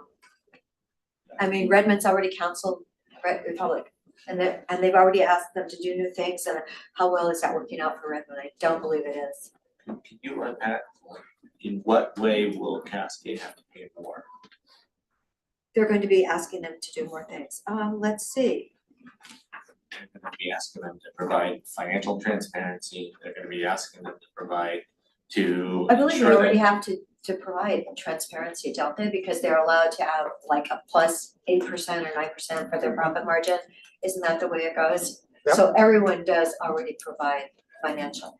They report. We don't audit those reports. There's not a mechanism that we're using to, we're taking their word on their financial reporting. That is how the financial, and then we are making assessments as to whether we feel. They don't have public statements then? They don't, Not for their local divisions that we're aware of. Certainly Republic Services does not, and I don't believe Cascade has local financial. But they provide their local financials, but they aren't audited statements. okay, so now you're gonna say their statements have to be audited, and that's gonna definitely cost more money for the people whose trash is being picked up. It could be that. How could it be not? If they're gonna have to pay for local auditing, it's not a cheap ask.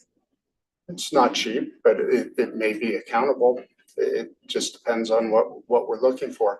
However, the process of actually going through public procurement and on a regular bidding cycle, we will get a truth test every 10 years or whatever that bid cycle is as to what is the cost to provide service.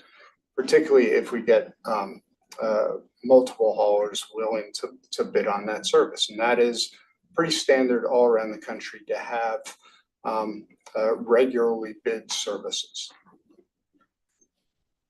So this, I was gonna say, I mean, by putting this on the agenda today, this is kind of this, we're having a serious conversation, that's kind of my point here.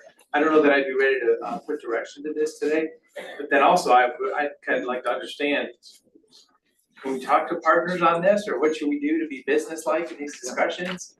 I mean, cause I'm crossing paths with, you know, some of the management of both parties sooner or later throughout the year, so now I kind of want to go talk to people, but I don't know if we should. I don't know that you're precluded from talking, I mean, this isn't any quasi judicial matter that's in front of you or anything. Obviously, if your staff is negotiating and kind of the point people and you circumvent that has some impacts and you need to be cognizant of that. Well, we've been in that spot for a while, it's like, well, I don't wanna directly negotiate if there's this, you know, discussion about the franchise update we're talking about. Would that wouldn't preclude us from having a discussion with the whole board, with the various parties in a public meeting? If you chose to do that, sure. You know, I would make one clarification, Commissioner, I think it's been referred to as the existing contractual matter. We don't have an existing contract with the haulers, we have county code that imposes certain conditions. So we don't have a contract to hold them to, we have code. Code's subject to the whim of people in black robes, and it can be changed if someone challenges it. One of the issues that Tim's alluded to is this whole idea of flow control, right? So right now, the 9 people in Washington DC say that we can, as a governmental entity, we can impose flow control. Prior to the most recent decision, they said we couldn't. So contractually, with a franchise agreement, you now have a hauler that is agreed contractually, we'll put our stuff where you tell us to put it. If you're relying on code, you don't have that level of certainty. If you're about to spend tens of hundreds of millions of dollars to develop a new site, I think that's something we want to at least have some additional control over where that's going to go, as opposed to being shipped to Crook County or up to the gorge or something. Just something to consider. That's the difference Because that between is, code-based and contract-based. because that is a choice that a hauler could make. If Well, they right don't- now they can't. Our code says we get to direct where it goes, but if our code were challenged and we didn't win, then there'd be no way to keep them from hauling it wherever they wanted to. Again, if you weren't gonna be developing a new site, that might not be a concern of yours, but if you're developing a new site, I think it is a concern. You need to be cognizant of and aware of. And I don't wanna go into more detail on that in an open meeting, that would be more for attorney communications, but that's about as high level as I can articulate it. Well, and, you know, Commissioner Chang, you mentioned Lane County, and I kind of heard some of the information there, but I kept hearing that it's about the recycling facility. So it's In that case, it is. yeah, so But we are, I mean, as Dave is alluding to, we're about to develop a new landfill. And it is going to be farther away. It is going to have a huge amount of capital costs associated with construction of that new landfill. And I don't know that we can, promise anybody that, when the dust settles, that we're gonna hold tip fees, exactly where they are for the next 20 years or what. And that could be a serious consideration for a hauler, in where they decide they're gonna take stuff. well, and my point is, trash at the end of the driveway, into a truck, into the transfer, into the ground is different than, oh, we're gonna recycle this, and this, we're gonna build a new facility for it, we're gonna try to make energy out of that. I mean, there's just like this big matrix of the future, and we've had it so simple in the past. And obviously we wanna reduce, construction waste and, recycle aluminum and do the things we can do. But supposedly we're taking the next level here. So that's my point. It's not a simple waste in the ground as much as the opportunities that we're trying to maybe do together.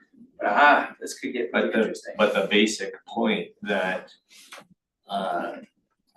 we're not certain that we can designate where a hauler is going to take X, Y, or Z material to. Oh, yeah. is, I think something that should concern us greatly.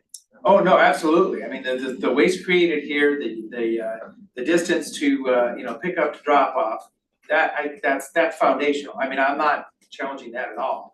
I'm just referring to the layers of, recycling management and, the cost of doing business on top of that. So, no, whatever we do, I gotta imagine that we're gonna have partners that commit to the solid waste stream going to Deschutes County.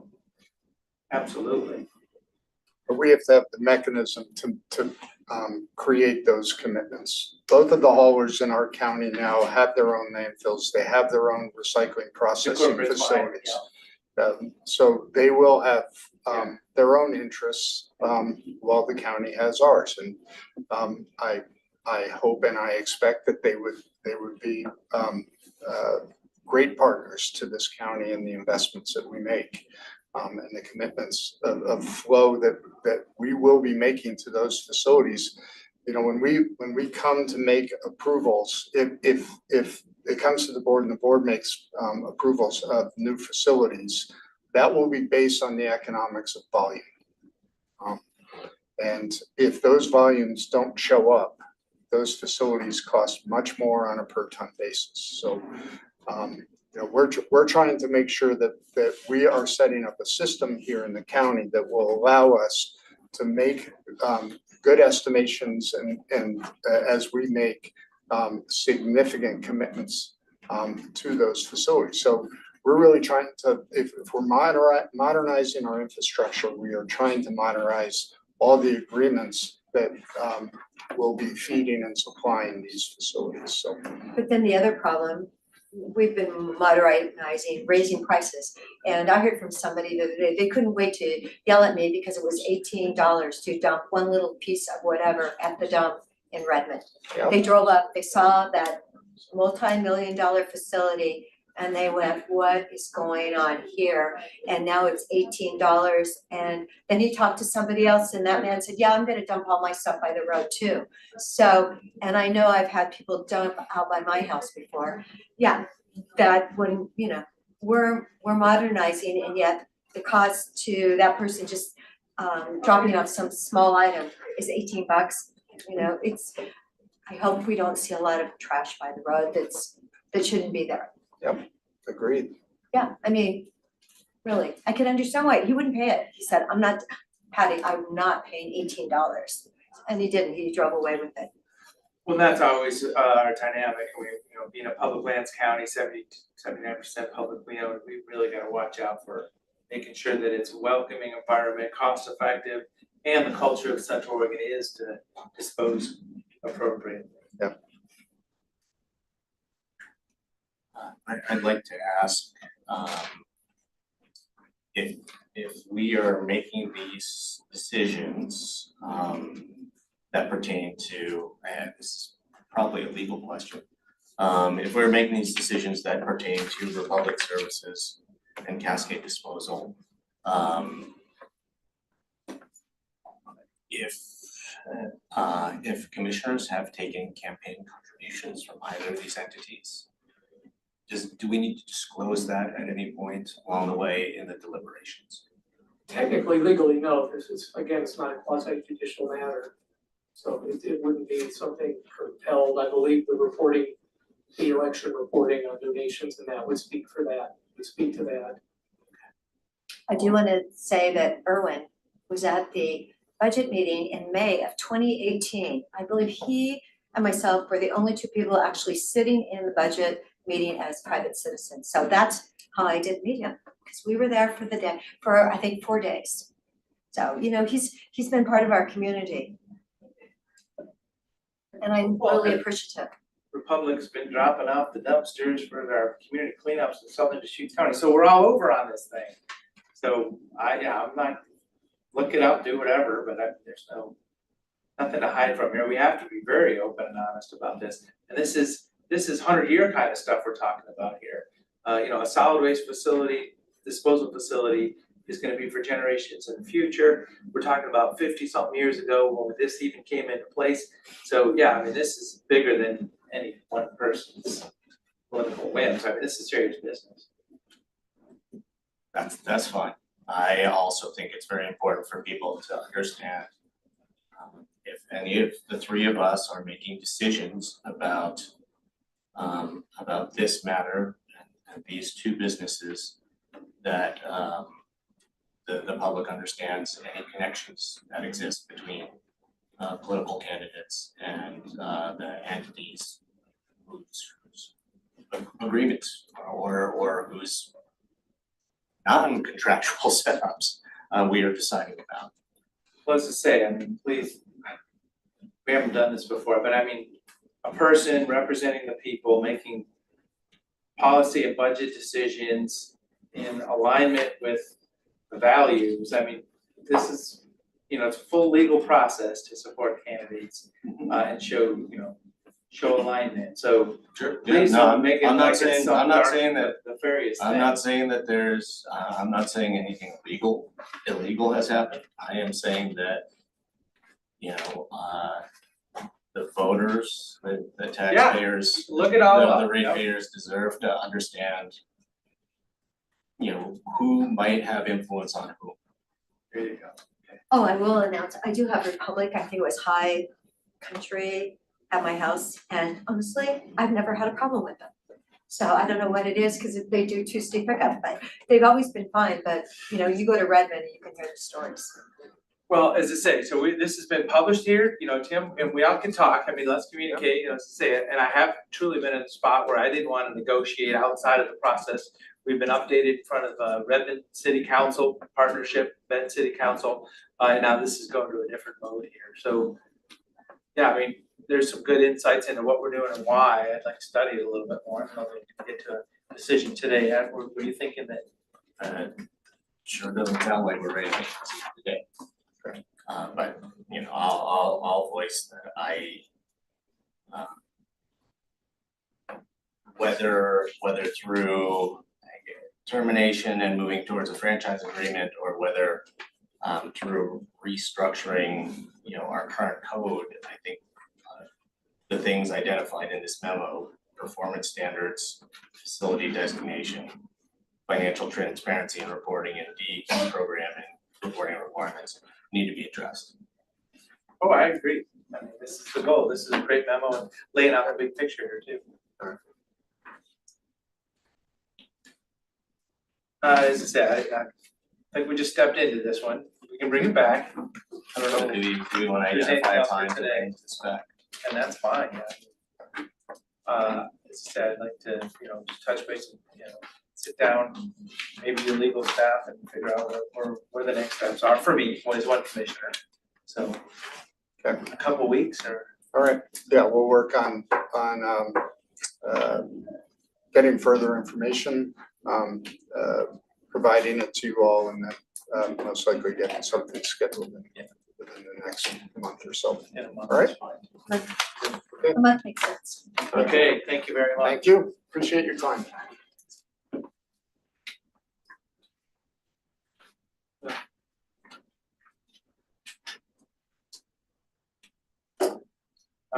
Next item, consideration of private district map representation options.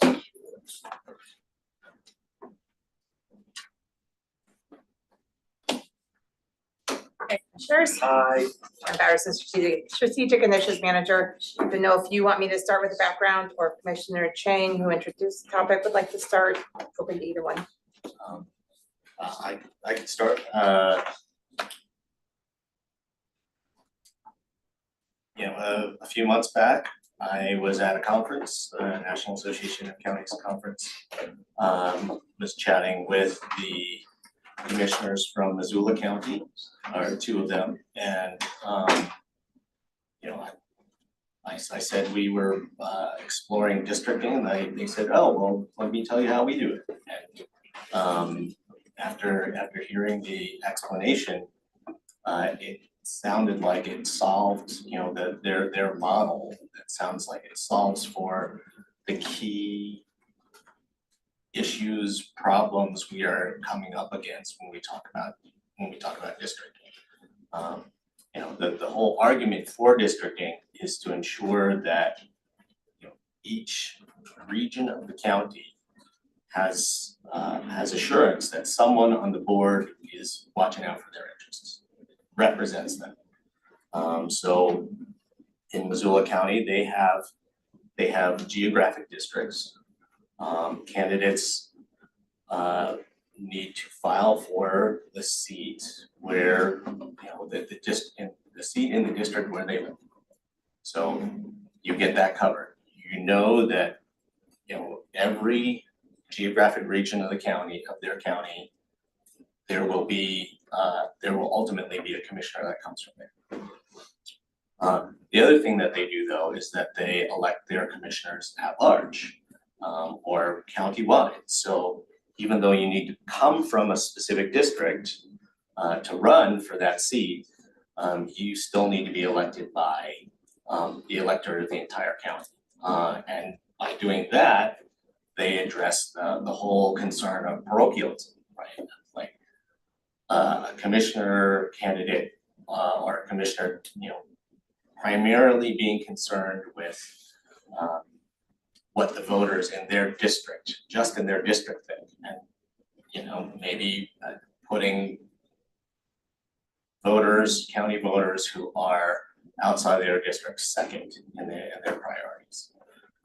So if they have to win countywide, then they know that across the county, people will be, they need to appeal to represent, connect with, support enough people from across the entire county that they can be elected countywide. So it just seems like a really good model to solve for some of the issues that we are concerned about. Number one, making sure that every region of the county has representation, but number two,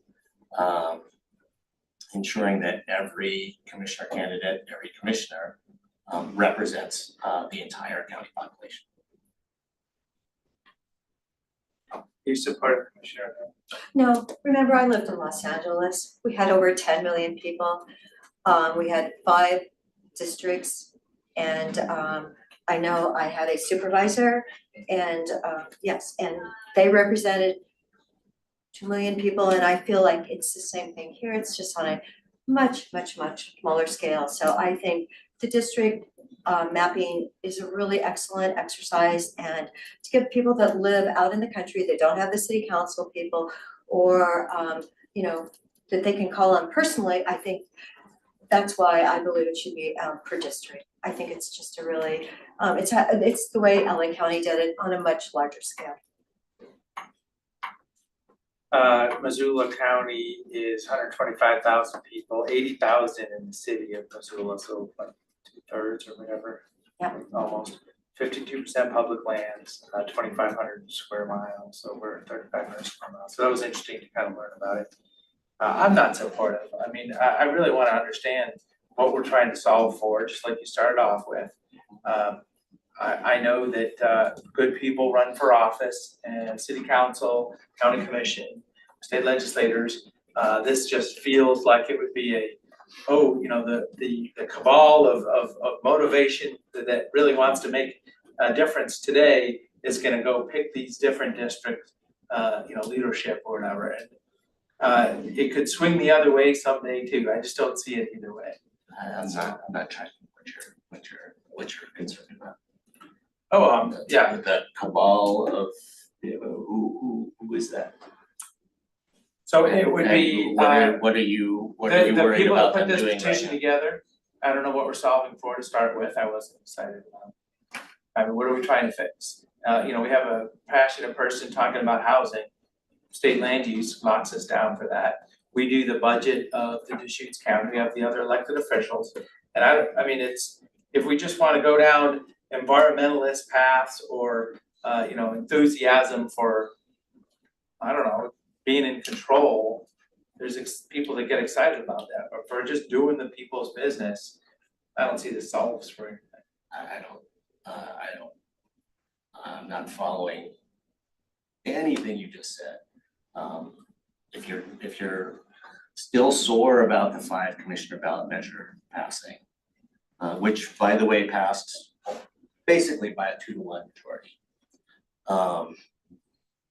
That's, you know, The people of Commissioner, Deschutes, the people of Mr. Deschutes Chang, we County. know that. Can I and- finish? No, I please? wanna remind you, LA County, I'm bringing LA County into the story. Yeah, we It's don't had- care about LA County. Well, I'm telling you, This is it's not LA County. it has This is five- Deschutes County. this has 5 districts and they've worked forever. And you know what? And you come from that district. And I think setting up Deschutes County in that same circumstances is really fine.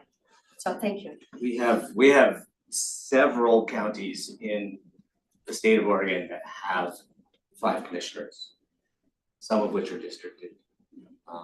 We don't have to look to a massive urban county in Southern California for how we are going to do things in our community. So as I say, we're having this discussion today, there is a support by the board, and That's fine, I but I mean, want, so my message is for the districting advisory committee, take 200,000, divide it by 5, come up with 40,000 or so per district and hand it back to us.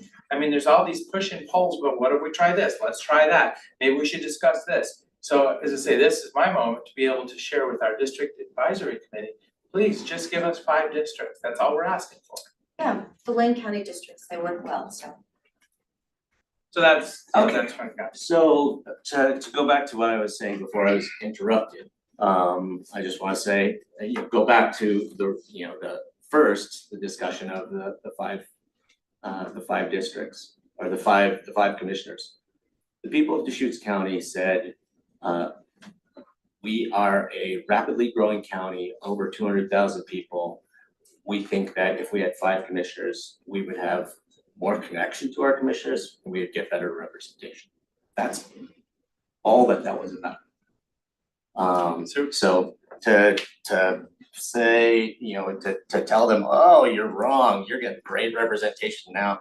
I think the 2-to-1 vote in favor of that ballot measure says that people believe differently. So that's number 1. Number 2, you're saying, oh, well, there's all these ideas. Why don't we look at it like this? Why don't we look at it like that? This is a complicated thing. And what you choose, geographic boundaries, 4 commissioners plus 1 at large, 4 district commissioners plus 1 at large versus 5. We're not going now. Or anything else, or this Missoula model. Each of these models has advantages and disadvantages. And I think it'd actually be really helpful if we actually want to do districts to thoroughly and carefully look at the pros and cons of different models and do that in a very public way so that people come along with us.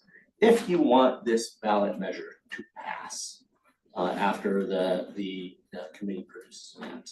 So, I think the approach that you two seem to want to take, we're just going to give you a very, very, very limited, narrow direction,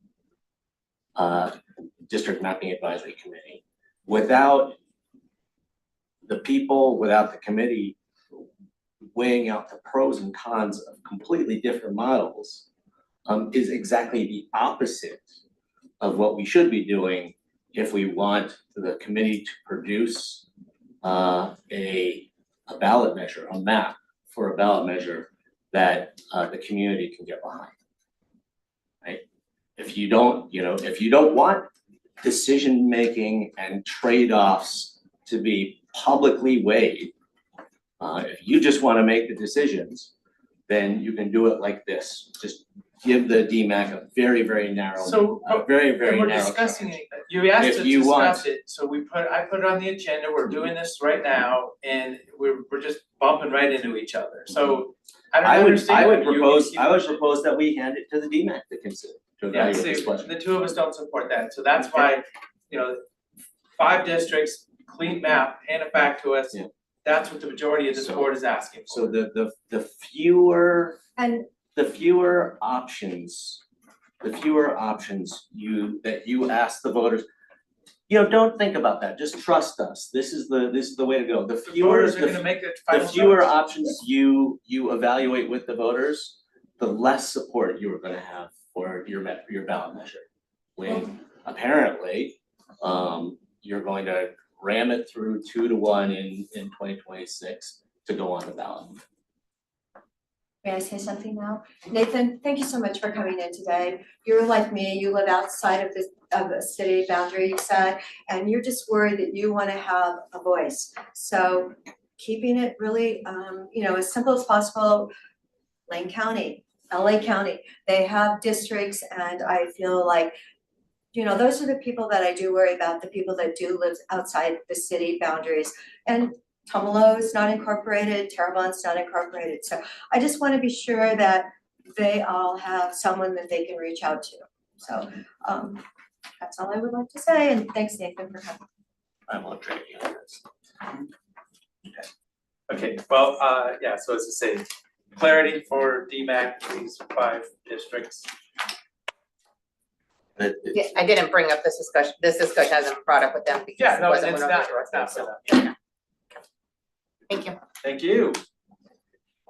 And good job with that agenda item. Let's see. Anything else for this meeting? Okay. Seeing that meeting adjourned, we got a joint meeting with the city at an hour. Okay.